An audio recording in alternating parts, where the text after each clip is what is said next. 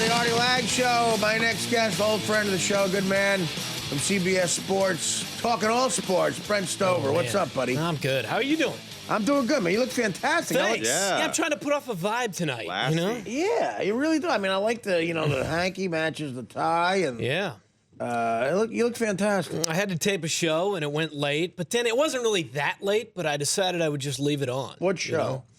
It's called This Week in SEC Football. It airs tomorrow night at 7:30 Eastern, CBS Sports Network. This week in SEC football. And that's with Christian Yeah, Fourier. your old buddy Christian Fourier, Yeah. tight end, 2 Super Bowl rings, and Adam Archuleta's on the show. Houston Nutt, former 3-time Oh, SEC really? Coach of the Year. Wow. Yeah. It's a really fun show, and it's an hour long. We get you ready for the SEC every week, and this is a good week for it because we just had like every good team in the SEC presumably lost last week, which is what we love about college football. Well, what now? Who was in the SEC?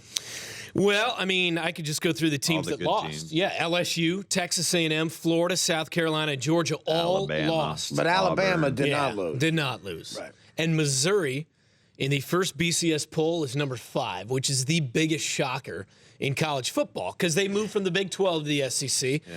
And last year, their first year in the SEC, they really jumped into the deep end and sucked. But it's been unbelievable. The turnaround this year, they're 7-0. What do you make of a team like Texas Tech? What's going on there? We had Cliff Kingsbury on a show I did Tuesday called Fast Football. It's about the up-tempo nature of college football these days, these teams that get up and down the field. And he's one of those teams. He's 34 years old. He's the youngest head coach. And the back end of their schedule is going to be brutal the next 5 weeks, starting with Oklahoma. Right. But they've taken care of everybody so far. They're unbeaten. They're 10th in the BCS. And he's like the cool, young, hip coach, and his guys are responding right now. Well, yeah. So I mean, that's a surprise. They're undefeated. Huge. Alabama. Now, Alabama, does they have a big game this week? Alabama. They got Tennessee. It's on Tennessee. CBS on Saturday afternoon, 3:30. Are they not a big deal? That this was year? kind of a rivalry It while was. ago. Yeah, But now it's less so. Tennessee's not that good this year. No, but they got a big win last week. They beat South Carolina, who was a top 11. They were ranked 11th at the time. So, I mean, That's where Alabama and Clowney is, right? South Carolina. yeah, Clowney he actually played the best game he's had all season. Finally, kind of rose from the dead, and then the team loses. But, yeah, Tennessee will give them a little something. But Tennessee has lost 6 straight in the series. But their first-year head coach, Butch Jones, from Cincinnati, kind of got things. Right. I mean, he's had a really nice career, and now got the Tennessee job. They're back on the map. They're relevant again, but they're not going to beat Alabama. What do you think about my thing where the Giants should just lose and get Clowney, and they should have this? Their slogan should be "Turn that frowny upside down and sign Alabama and Clowney." I'm on board. That's it. perfect. Turn that frowny upside down and sign Hakabi and Clowney. I love it. I love that. I do. Yeah. Does that mean, would you want him then to sit out the rest of the season? Because we already saw him sit one game out. I don't know. Maybe- Just get me another Lawrence Taylor on the Giants. I mean, that's what they're calling him, right? That level. He's a defensive end, right? That's what they called him before No, the but season. he could play in a 3-4 outside line, don't you think? I mean, he could play that kind of, James Harrison, whatever. Yeah, he's one of those guys, though, that's, I think, size-wise better suited for a 4-3. Yeah, probably. As a defensive end. Yeah. When you have a guy who's 6'6", 275 pounds, they're hard to find a guy like that, this explosive. What's his weight and height? I'm just guessing. I don't know if That's that's about exact. right. No, Yeah. What that is it? sounds about right. Like 6'6", 275. Jeez, That's about what he said. But when you rough. have a guy that's that size and that explosiveness, it's a perfect fit for a 4-3 defensive end.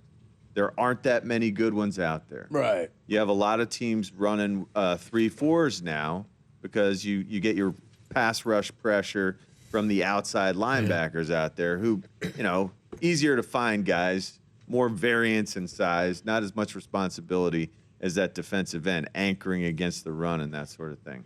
Jadeveon Clowney fits that bill perfectly. I think so. I would put him. If I had him, if I'm a defensive coordinator, I use him everywhere. Absolutely. I would make him like a nebulous. I don't know. The offense doesn't know if he's playing defensive end or backer. Have him rove around and be like a joker who's just blitzing from wherever he Clowney, wants. Joker, perfect. It's Yeah, perfect. make it. Yeah. Throw a Joker in the deck. It's like, Have him be the clown. Tonight's Joker in the deck, Booba Bammy and Clowney. So, I don't know. what do you think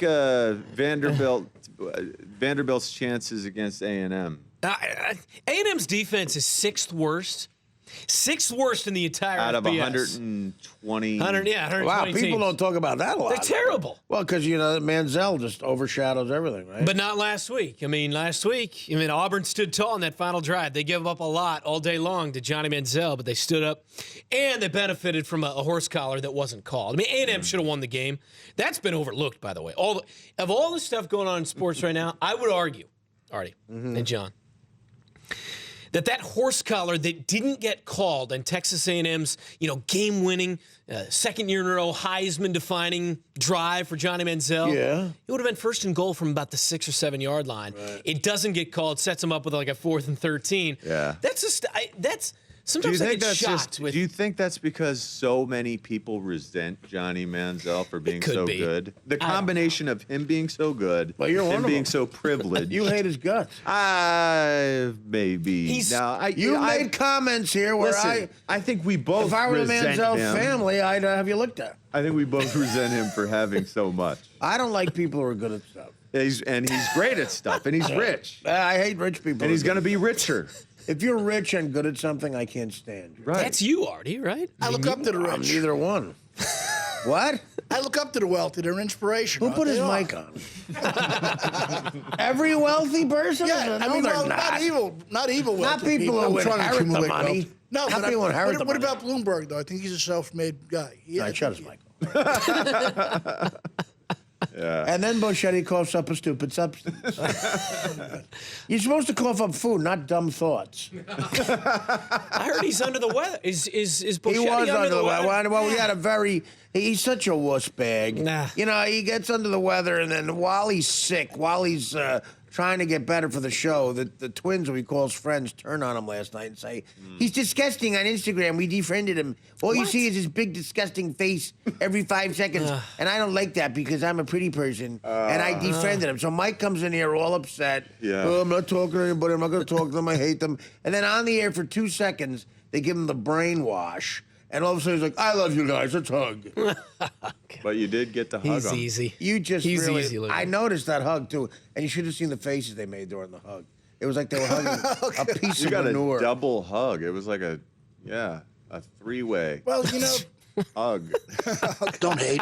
And it looked like they were hugging a turd they found on the railroad track. Oh, gee, thanks. I'm saying, that's the face they give me, too. Was that No. thrilling? You're calling them friends. No, but they don't give you that face. They love you tremendously. This is the face they made when they were hugging you. When I walked in tonight, they were both like, whoa, Brent. Like they didn't know that I actually wore a suit to work sometimes. Well, no, because you, like they were shocked. you're good looking. They react to you, Mike. They're like, defriending every 5 seconds. Oh my God, his face is all over my computer. That's disgusting. I'd rather have a rash on it. I'd rather have a dog move his bowels on my computer than to see his face. I'm defending him. And then you come in all like, hey, let's have a big hug fest. You ruined it for all fat guys who were trying to take a stance. Well, Jonah Hill's our hero, Art. He'll open He's the doors your up hero, for not us. my hero. Jonah Hill ain't my hero, pal. I'll never say that. Sorry. Speaking, did you guys see This Is the End by chance? No. It's so ridiculous. Was it, And for 20 minutes, good? it's just hilarious. And then it just gets stupid. What is This Like Is it the End? falls off. It's that James Franco, Jonah Hill, the end of the And they play. world is coming. Like And they play Armageddon. who they are. Like they play themselves. Oh, really? See, I didn't Yeah, know. that's the thing. Like James Franco self-indulgent. is. I wanted to see it. I mean, I saw like on the subway, you had little billboards for it everywhere. So it's all probably inside jokes about their lives. Oh, Yeah. that's all it was. For 20 minutes, it's. I was crying, and then at about 20, it was one of those where suddenly it's just like, oh God, I hate this movie. How self-indulgent. Well, Yeah. they're making they're assuming that That's everybody too wants to hear bad. about them because they're stars. Kind of agree. do. carried away with I it. like those guys. Oh my God. Here's a synopsis on IMDb. While attending a party at James Franco's house, Seth Rogen, Jay, and I can't say his last, I don't know how to say his last name, Baruchel or whatever, and many other celebrities are faced with the apocalypse. Some of the deaths are pretty horrific too. Like you just don't expect it to happen. Really? Like whereas it's like a guy gets his head cut off, and then you do see the head. See, It's very that realistic. sounds entertaining. Well, I don't know. I mean, like, that part sounds great. I have a low bar. I know. Clearly, it's very easy to entertain you. Yeah, I think so. You see the head? Color me did. there. Back after these words on the Artie Lange. The Artie Lange Show, weeknights on Audience, only on DirecTV.